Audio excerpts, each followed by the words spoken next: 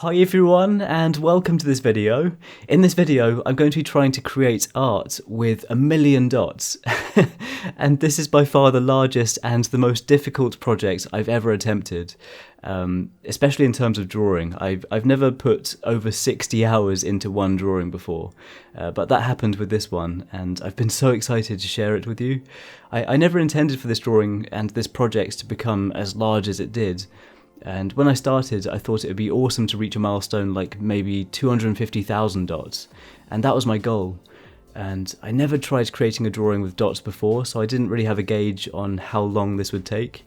The process is known as stippling, and using an ink pen, I added individual dots, varying the density of the dots, the distance between each one, to depict the different parts of this drawing. And the idea is that if you look at this drawing close up, you can see all the individual dots, and then if you take a step back and look at the drawing from a distance, you might not be able to see the stippling effect anymore, and instead you'll see the intended completed drawing that I aimed to create. As you can see from my initial sketch, I wanted to create a piece with a couple of Bengal tigers, and I also added a rose and a lily with their leaves, and this gave me varying textures and patterns to give me a very difficult challenge throughout. When I began the stippling, it didn't take too long for me to realise that this drawing was going to take an extremely long time, and I worked on the front-facing tiger first, and I think it took me a couple of hours to complete one of the eyes, and some of the details and patterns surrounding it. And after working on that and realising how long it would take, I had to change my plans and I was in this for the long haul. I did decide to use extremely small pen tips for this drawing, which is probably a large factor in why it took such a long time. Using a couple of Sakura Pigma Micron pens, a 003 and 005. I think they're 0.15 and 0.2 millimeters respectively, and they're extremely tiny. So it takes a long time to fill up a space with lots of dots. I felt that with the pens being so small, it would allow me to dedicate more time to finer details on the drawing, which is true, they worked amazingly for that, it just took a long time. And I would estimate that I was adding between 4 and 6 dots per second most of the time while working on this. So it didn't take too long for the amount of dots to add up. The progress still felt really slow, but I'd never tried this technique for a large project before, and I loved working in this way. I feel like I'm quite a patient person, so that wasn't an issue. A lot of my graphite drawings also take a very long time, so I'm okay with that. I really enjoyed spending the day working on a section of this drawing close up, and then being able to step back and view the progress that had been made during that day. It was a really rewarding feeling. You might also notice that I decided to wear a drawing tablet glove. When I realised how large this project was going to be, I felt that it was a good idea to wear this glove to prevent myself from smudging the ink. If I smudged the drawing badly when I was halfway through or near the end of the process, I would feel so upset, so I wanted to make sure I took every preventative measure against any smudging.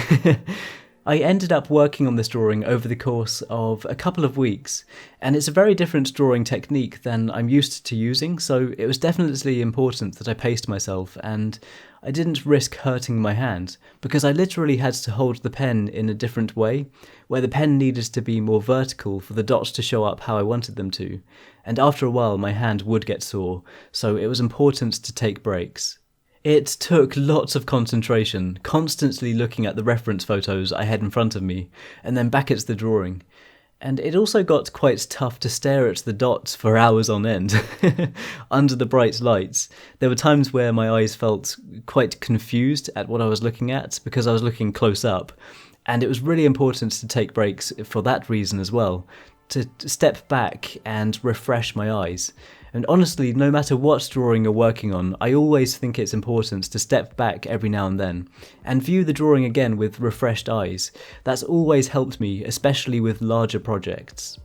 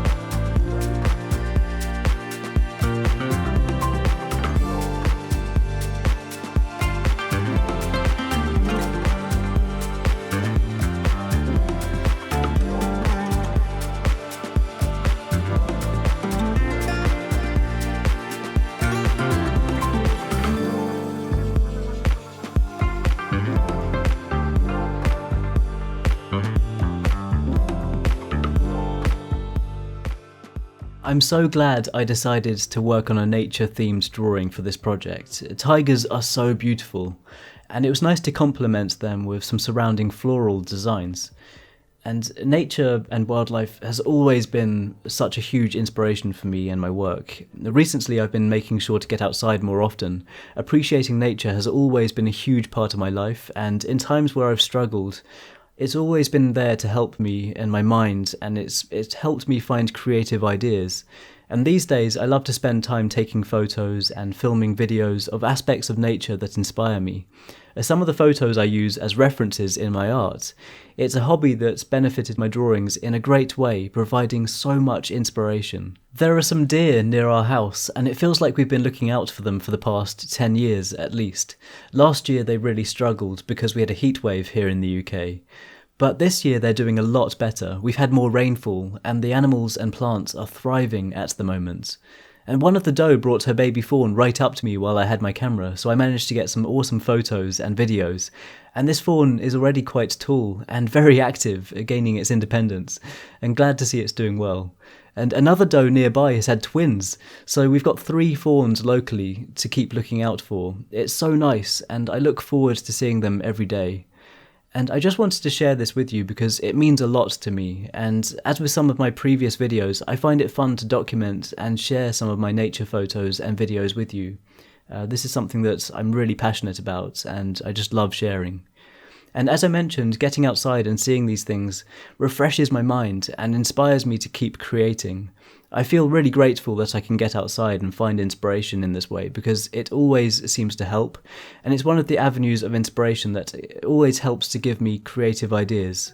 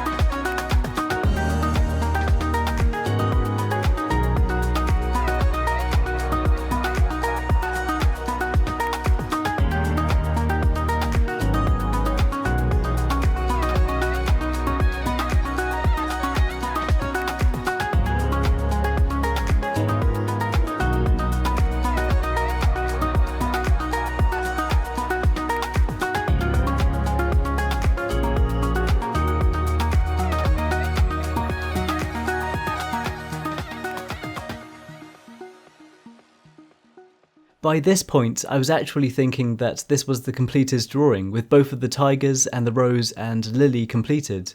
So I added up the time I'd taken up to this point of the project, and it was around 47 hours. So I did a bit of math to give a rough estimate of how many dots I might have added, considering 4 to 6 dots per second with an average of 4.5 to 5. I believed that the amount of dots at this stage added up to over 750,000, which is way more than the 250,000 goal I started with. So I really surprised myself with this. And this convinced me to continue the project and aim for the new goal of 1 million dots, so I decided to go back and add a background and a border. I'm so happy with this decision because the background helped to bring all the elements of the drawing together, and I'm realising more and more these days how much I enjoy adding more layers to my drawings.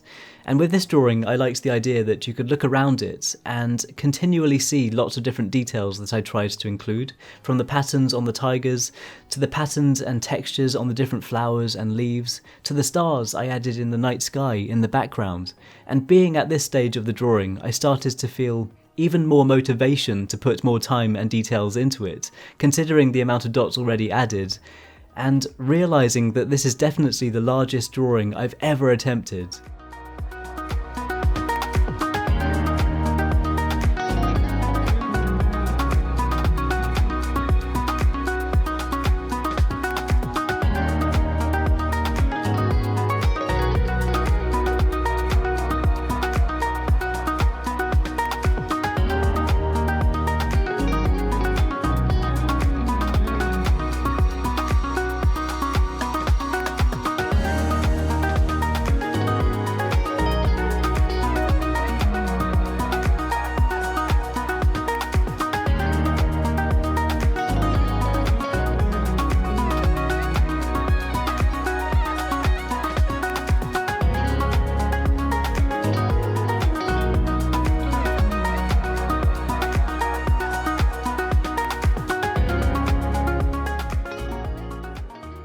And there it is, the completed drawing. I believe it's over 1 million dots, and it took over 60 hours to complete.